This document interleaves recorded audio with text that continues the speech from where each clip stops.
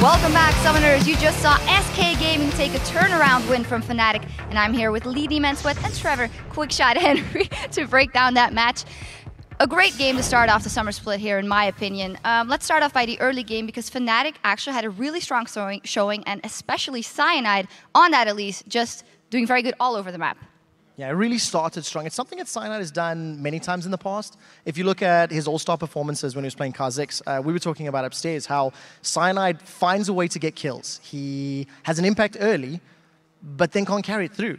You know, he was sitting 3-0-3 at one point, which was great. It helped Fnatic, but then they got to the inner turrets of SK Gaming, and everything just fell apart. They couldn't get past the towers. They didn't have a siege composition, and Cyanide's early prowess ended up equating to nothing. Yeah, and it was interesting just to hear from Jesus back then. He said himself, he says, I knew that Cyanide was going to be coming for me. He knew it was happening. Maybe it's because he said in the video that Cyanide got a really limited champion pool. I don't know. So he was kind of expecting a backlash.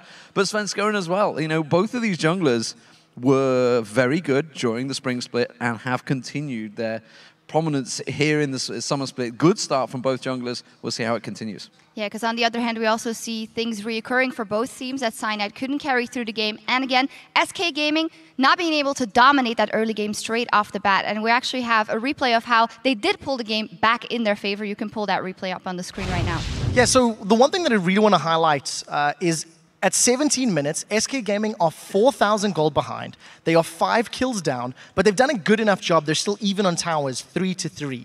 The one thing I want to highlight is throughout the spring split, SK Gaming always fell behind in the laning phase. They seldom went even or ahead, but they always stalled the mid game, and they used their superior strategic and map movements to get back in the game. So let's roll this clip out.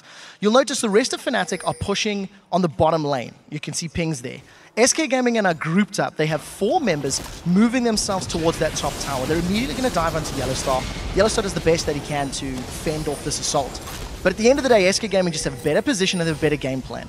They focused on the tower. So as, honestly, he's milling around. I have no idea what his game plan was. He ends up giving up a kill in 30 or 40 seconds. I have no idea what was going through his mind, and it's something he needs to think about. What we just seen there at the end was a teleport from Freddy. He was moving himself to the bottom lane. He defended his own tower.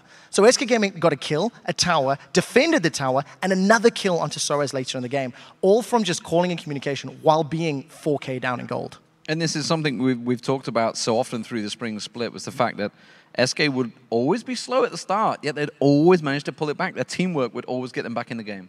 Yeah, it's something that SK as a team, they don't necessarily have the strongest individual players, but they're making it very clear in this very first game and all throughout the previous split, their analytical approach to the game is something that's working very well. I know Lee, you're bringing up quite often during All-Stars that SK have this analyst, they have a coach, they have a sports psychologist. Yeah. And it helped Jesus with his game. It's definitely helping the team with theirs. Yeah, I mean, we heard Fnatic, of course, talking about it in the pre-show, talking about how it has affected them. It's something we mentioned, obviously, with Fnatic when we were at All-Star. It's what a lot of the Korean teams do. The Chinese teams have it. We're seeing, of course, the North American teams. We've got Monte Cristo, of course, so with CLG now merging everything in there. Maybe it's time that the European teams look at SK Gaming, who were a brand new team at the start of the spring split and went on to top the league.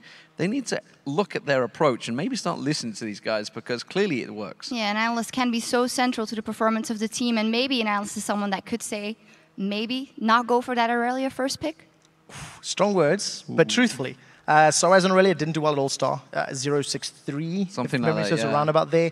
This game, 0-3 again. Not only the champion didn't really work out, his in-game decision-making was a little questionable. That 1v3, you got to wonder what was going on there. I mean, you could see he was trying to maybe set up, get a quick kill on towards Yellowstar, get something on the board, but everybody knows, even no matter how strong you are, going 1v3 has got to be a huge play, and it backfired and made him look bad.